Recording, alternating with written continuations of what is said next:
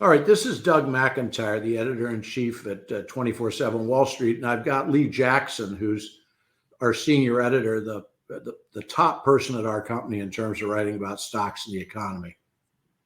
We're going to talk about Apple today. Everybody talks about Apple all the time.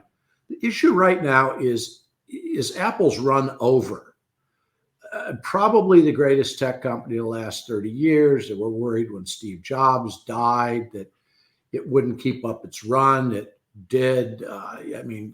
Unprecedented brand value, unbelievable stock run, tied with Microsoft for the largest market cap of any U.S. company at 2.7, 2.8 trillion, depending on the day. So, Lee, is there anything for investors to look at with Apple? It made a 50% run last year, and now it's just sort of thrashing around the stock price. You know, Doug, I think there is, and it's interesting because it has been such a huge force in the market even since Jobs' death. And it seems as though it's hit a wall. Despite the huge move last year, it appears that metrics are slowing down and things are slowing down, and they could have problems in the future. When you look at the last earnings, you had a very slight dip in revenue. iPhone sales flat, which makes people sweat, as you know. Especially owners of Apple. Yeah, the smaller divisions, wearables, iPad, Mac, all mediocre. Now, what everybody looks at now, which is the one growth engine that they still have, is what they call services, which is stuff like Apple Pay, TV Plus. That's growing fast, and it's using this huge billion device platform to distribute the services. Now, does that stay promising? Does that business remain promising going forward? I think it's difficult simply because when you look at over-the-top streaming or other service businesses like that, they're typically very low margin. You know, that's why Hulu struggles, despite the fact that they have millions of subscribers. They struggle with gross margins, and I think there will be more competition for those services and probably cheaper competition as well. People are very nervous about Apple in China. It is the largest smartphone market in the world by far. Over 900 million people have smartphones there. Apple traditionally has done well. There are two or three they're entrenched local companies like Oppo. Apple, according to some analysts, started to see a fall off in sales of the iPhone 15 in the first few weeks of this year. Do you think there's a problem in China? I think there could be a problem not only in China, Doug, but I think there could be everywhere, simply because, as you know, Apple products are expensive. And relative to other products, whether it's China's own companies that sell smartphones or Samsung or anybody else, I think that could be dicey, because if people are getting similar functions and they're less, and the economy starts to roll over in China or here or both, I think they could be in for some big trouble. One of the research firms that covers sort of smartphone sales worldwide came out with a piece of research this morning that says that Apple passed Samsung as the largest number of smartphone sales in the world. Now, that hasn't happened maybe ever, certainly not for a number of years. Samsung, though, it seems to me, is a little bit down market in terms of price. Do you think that's a fair observation? Oh, I think absolutely. And I think typically Apple and Samsung skew to somewhat of a different demographic.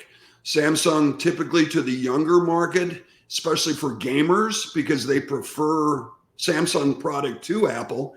And yeah, I think there's definitely a price point difference, but that could come back to be the big issue if the economy does go into a recession later this year. I mean, we had written about it for months, how the huge inversion between the 2 and the 10-year bond stayed in place. And that usually was a harbinger of recession. And even Jamie Dimon said, well, it never showed up, but it could. And I think that disparity between the two could be the difference.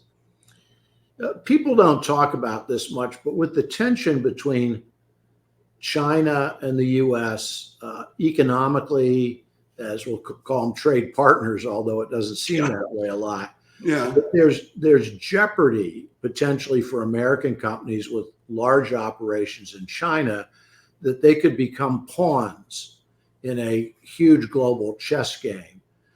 Do you think that that's a fair worry, not just about Apple, but Apple, Walmart, Starbucks, anybody who has a big footprint there? Is the Chinese government a threat at all? Well, that's always a question depending on who you ask, but I think absolutely they are. You may have seen it today. They're starting to have a demographic problem. They're aging after decades and decades and decades of lowering the population growth in China. They're now getting to the part where they don't have enough population growth. So I think it could be a problem, especially if we get into a situation where, let's say, the administration in Washington changes and we go back to a more stringent tariff policy. I think there could indeed be problems. There's another issue here, and it tends to be more in Europe and the United States and China, and that is the antitrust problem. Right. Europe loves to go after U.S. companies. They go after everybody. Yeah. And they just seem to love it. There are rumblings in the Justice Department that happens here. It's already begun with some of the other big tech companies. Oh, yeah? Big threat or not? Well, as you know, these typically take a long time to play out. And generally they can make a side deal. But I mean, Google got hit big time.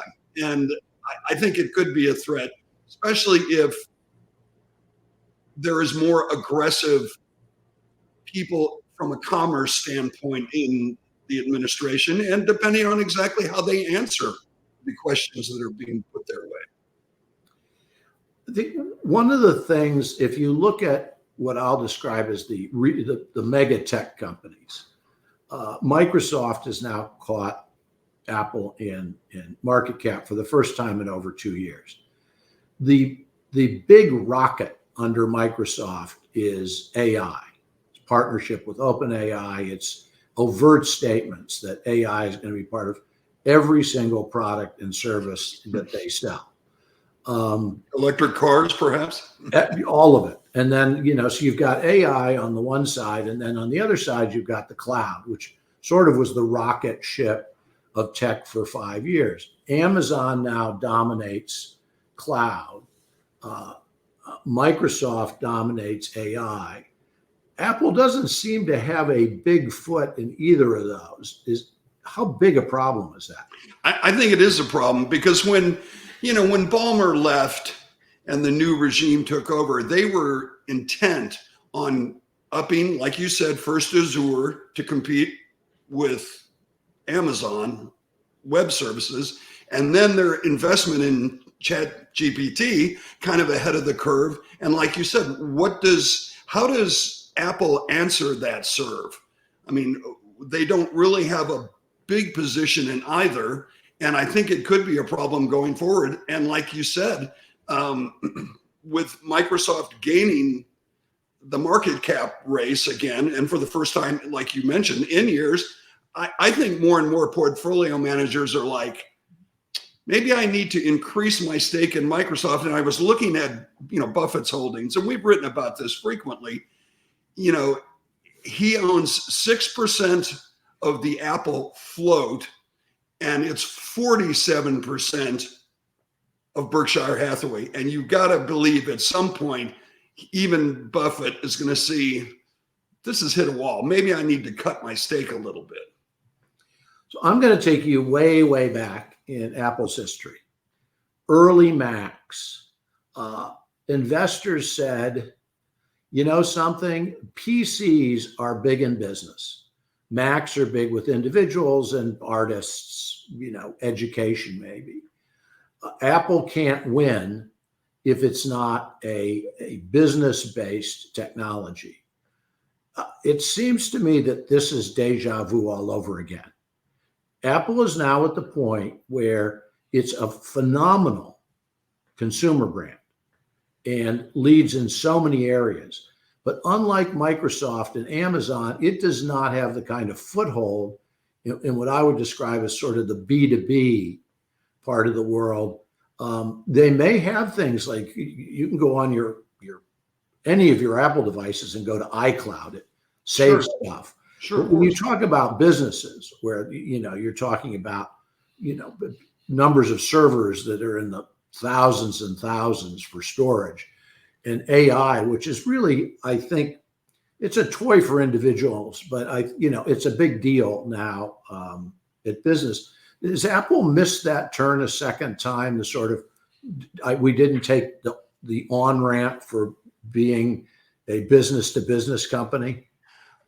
I think it's possible. And, when you look at the difference in what, Cook's been there since 2011 when Jobs died. Yeah. Yep. And Nadella's been there since Ballmer left in 14, 13, something like that. But look at the difference in the products that were introduced. So Cook has the Apple Watch, Apple TV, things of that nature, which are lower margin that, again, like you said, they're more consumer products. Whereas the big push for cloud with Azure, the big push for AI, I think they did miss the boat. And the thing is, at this juncture, the question is for investors, how do they catch up unless they commit a tremendous amount of their cash resources to doing just that?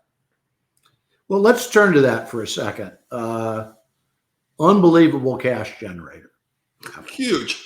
Way over $100 billion in cash available to it at any moment. Just, you just write a check. Yeah.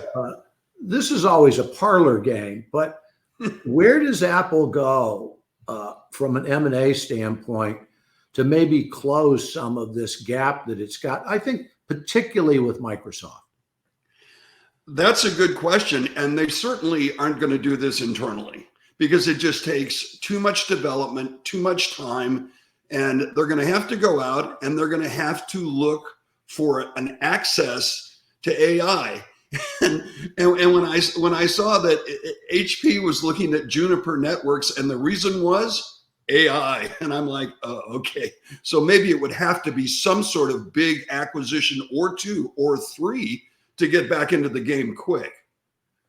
It seems to me when you think about that, it's sort of an Oracle Salesforce move that immediately gets you inside almost every Fortune 500 company in the United States and exactly most of the comparable companies around the world. The thing that would worry me about a transaction like that is you talk about a culture clash. You've got a company that's never sold anything to anybody really but consumers. And then the other companies, if you take a look at that for a second, you've got Ellison, you've got a guy who's probably going to be 80 soon. He may want to get out of that business. Could be a culture clash, but is that a potential way to go? You mean an acquisition of Oracle? Yeah. Or just to go big time like they did to acquire a bolt-on company to be part of it? Yeah, no, I'm just talking about, is buying Oracle an option to move into the B2B world? It would be a very expensive option, but like you said, Ellison is aging and he may be ready to offload and off-ramp his holdings or at least get a big payday at age 80, and that's soon.